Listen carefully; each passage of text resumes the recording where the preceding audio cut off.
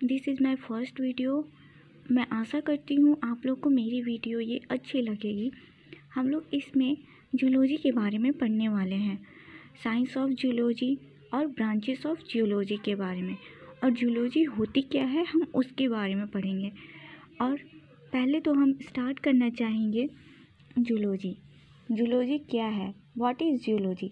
तो zoology is the science which is devoted to a study of the earth. Zoology में हम लोग अर्थ के बारे में पढ़ाई करते हैं। It deals with all the features of the earth surface. ये हमारे अर्थ सरफेस में जितनी भी चीज़ें होती हैं उसके बारे में हमें इनसे जानकारी मिलती है। And with the origin, composition, structure and inhabitation of the earth.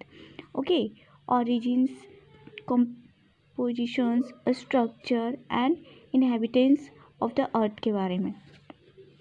और यहाँ पे हम लोग अब पढ़ने वाले हैं ब्रांचेस ऑफ जूलॉजी। जूलॉजी के ब्रांचेस के बारे में, ये इसमें क्या क्या आते हैं। ओके, तो the field of zoology is very large and it is divided into several branches. ये several branches में डिवाइड किए गए हैं। फर्स्ट ब्रांचेस ये होता है कि फिजिकल जूलॉजी। फिजिकल जूलॉजी में हम लोग क्या क्या पढ़ सकते हैं और फिजिकल जूलॉजी होती क्या है। Physical zoology is concerned with the work of natural process. Physical zoology जो होती है वो नेचुरल प्रोसेस के बारे में होती है, which brings about change upon the earth surface. जैसे कि हमारे अर्थ सरफेस कैसे चेंज होते हैं। ओके, फिजिकल जूलॉजी के बाद आती है पेट्रोलॉजी। पेट्रोलॉजी क्या होती है अब हम उसके बारे में पढ़ेंगे। The discussion of the different kind of rock is known as petrology. Petrology में हम लोग डिफरेंट काइंड्स के रॉक्स के बारे में पढ़ते हैं, जैसे ingenious rocks, ingenious petrology, sedimentary petrology and metamorphic petrology के बारे में पढ़ते हैं। पेट्रोजीनियस भी होता है। ओके, और उसके बाद आती है हमारी mineralogy. Mineralogy includes the study of mineral composition, structure, appearance, stability, occurrence and association. Mineralogy में हम लोग रॉक फॉर्मिंग मिनरल्स और minerals, सिस्टोलॉजिग्राफी,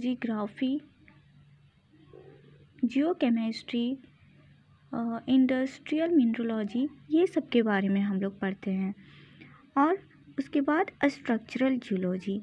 this branch of zoology deals with the study of structure of rocks in the earth crust. हमारे earth crust पे जितने types के structure of rocks पाए जाते हैं हम लोग इसमें इन्हीं के बारे में पढ़ते हैं। स्ट्रक्चरल जूलॉजी में हम लोग स्ट्रक्चर ऑफ रॉक्स के बारे में पढ़ते हैं। ओके, इसमें जनरल स्ट्रक्चरल जूलॉजी हम लोग पढ़ते हैं। एंड फिर उसके बाद है palaeontology. Palaeontology is the science of fossil of ancient life from and their evolution. Then after paleontology. Paleontology is the science of fossil of ancient life form and their evolution. Paleontology में हम लोग fossils के बारे में पढ़ते हैं, जो कि पिछले हमारे अर्थ पे बहुत सारे फॉसिल्स प्रेजेंट हैं जो हम लोग म्यूज़ियम में देखते हैं, जैसे डायनासोर्स, ये सब डेथ हो चुकी है, एक्सटिंक्ट हो चुकी है जो सब एनिमल्स, वो सब के फॉसिल्स हम लोग को मिलते हैं, उन्हीं के बारे में इसमें पढ़ा जाता है। Historical zoology, the study of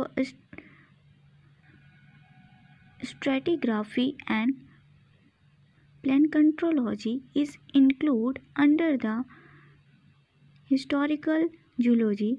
It gives us a picture of the land and sea and the climate and life of early time upon the earth. Historical geology में हम लोग प्लैंकोमोलॉजी एंड प्लैंकोकाउंटोलॉजी, स्ट्रेटिग्राफी, पैलोजियोग्राफी, क्वेटोमेरिजियोग्राफी, जियोक्रोनोलॉजी and प्लेनोलॉजी के बारे में हम लोग पढ़ते हैं। उसके बाद इकोनॉमिक जूलॉजी। इकोनॉमिक जूलॉजी में हम लोग किसके बारे में पढ़ते हैं? Economic zoology. The economic zoology deals with the study of minerals, ores and fossil fuels of economic importance. जो हमारे इकोनॉमिक के लिए इम्पॉर्टेंट होता है, जैसे कि मिनरल्स, ओर्स और फॉसिल फ्यूल्स, हम लोग उसी के बारे में, मिनरलॉजी के बारे में। देन नेक्स्ट है mining zoology. This branch of zoology is concerned with the study of application of geology to mining engineering. Okay, and then after last है हमारा engineering geology. The engineering geology includes the study of application of geology to civil engineering.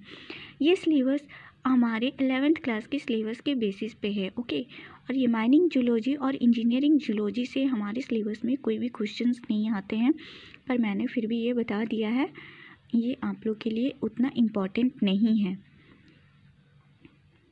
Next topic है scope of geology. Geology is of particular importance to making it play a very useful part in the search of coal, petroleum and mineral used as atomic fuels. It is directly concerned with the ore mineral, industrial mineral and mining industry. The importance of geology has also been recognized in the field of civil engineering. Many engineering projects such as water supply, construction of dam, reservoirs, tunnels, bridge, etc. require geological advice. Zoology of scope of zoology जो है, हमें zoology में क्या क्या scope मिलते हैं, हम लोग इसमें इसके बारे में पढ़ रहे हैं। इसमें हम लोग कोल को सर्च करते हैं, पेट्रोलियम को सर्च करते हैं, मिनरल को सर्च करते हैं और एटॉमिक फ्यूल्स को, ये सब हमें प्राप्त होता है।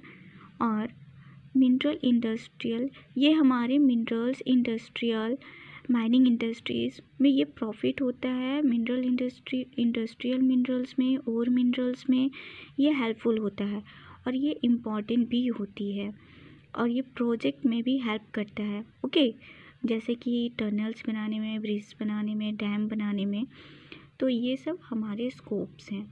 और देन आफ्टर सोलर सिस्टम, आप लोग सब ने 8th क्लास से 6th क्लास से पढ़ते आ रहे हैं सोलर सिस्टम्स के बारे में। सोलर सिस्टम होता क्या है, हम लोग इसमें भी सोलर सिस्टम्स के बारे में पढ़ने वाले हैं। Solar system, the earth is a planet, it is a member of the solar system.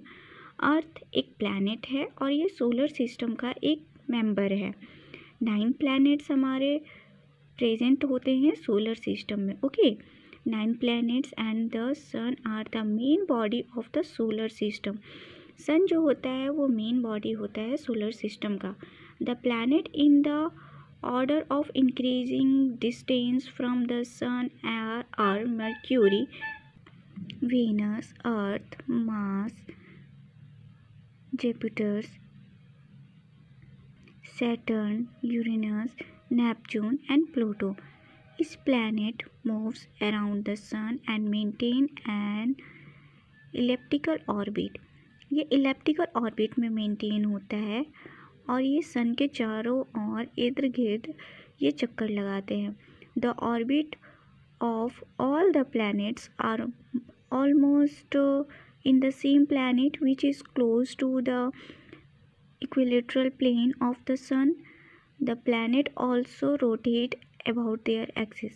जितने भी प्लैनेट्स हैं वो सारे अपने एक्सिस पे ही रोटेट करते हैं। About 99.85% of the mass of the solar system is contain with in the sun. Well, the planets collectively make up most of the remaining 0.15%. Only the basis of their location, the planet can be divided into 2 groups. हमारे जो planets हैं total 9 planets हैं। इसके ऊपर मैं एक video बनाऊंगी। ये 9 planets हैं ना, उसमें से जो प्लूटो है वो प्लूटो कोई planet नहीं है, ये एक ड्वार्फ प्लैनेट है। हमारे पास अगर देखा जाए तो टोटली 8 प्लैनेट ही है। ओके, तो ये जो प्लैनेट्स लोकेटेड है अपने एक्सिस पे, ये प्लैनेट को डिवाइड किया गया है 2 ग्रुप। एक inner planet which Mercury, Venus, Mars and Earth. Outer planet which include Jupiter, Saturn, Uranus, Neptune and Pluto. The planet of the two groups different markedly in size, density, composition and rate of rotation. यहाँ जो inner planet है, हम लोग inner planet में Mercury, Venus, Mars and Earth को ले लेते हैं, और आउटर प्लैनेट जो हो जाती है जुपिटर, सैटर्न, यूरेनस और नेपच्यून हो जाता है, और प्लूटो हो जाता है। इनर प्लैनेट और आउटर प्लैनेट हम लोग नाम क्यों रखते हैं? इनर प्लैनेट जो होते हैं वो सन के क्लोज होते हैं, और इसमें सन के पार्टिकल, सन के रेज जाते हैं, इसलिए इनर प्लैनेट्स होते हैं। और आउटर प्लैनेट्स जो होते हैं वो जाइंट प्लैनेट होते हैं और साइज़ में बड़े होते हैं, और इसकी साइज, डेंसिटी, कंपोजिशन और रेट ऑफ रोटेशंस ये सब अलग अलग होती है। साइज के बारे में हम लोग पढ़ते हैं। The members of the inner planet grouped are small in size. जितने भी इनर प्लैनेट है, और हाँ, इनर प्लैनेट को हम लोग टेरेस्ट्रियल प्लैनेट भी कहते हैं। ओके, इसके ऊपर मैं एक वीडियो बनाऊंगी इनर प्लैनेट और आउटर प्लैनेट के ऊपर। हमारा सोलर सिस्टम टॉपिक होगा। अगर आप लोग को समझ में नहीं आएगी तो आप लोग उस वीडियो को देख लेना। Small in size one. On the other hand, the members of the outer planet group are so large that they are often called giant. Okay, जो आउटर प्लैनेट होते हैं वो साइज में भी बड़े होते हैं, इसलिए हम लोग उन्हें जाइंट प्लैनेट कहते हैं। और इनर प्लैनेट जो होते हैं वो स्मॉल साइज़ के होते हैं, और उसे हम लोग टेरेस्ट्रियल प्लैनेट कहते हैं। डेंसिटी क्या होती है? The inner planet are generally dense, their density beings 4 × 10⁻³ kgm-3, okay, और more. The density of outer planet is much lower. जो आउटर प्लैनेट होती है उसकी डेंसिटी बहुत ही ज़्यादा कम होती है, पानी की डेंसिटी से, वेलोसिटी से भी कम होती है। और for example the Saturn has a density less than that of water, है ना। सैटर्न की डेंसिटी बहुत ही ज़्यादा कम है वाटर से भी। कंपोजिशन क्या है?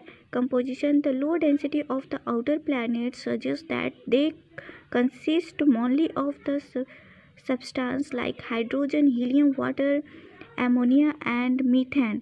The high density planet consists almost entirely of silicate and metal.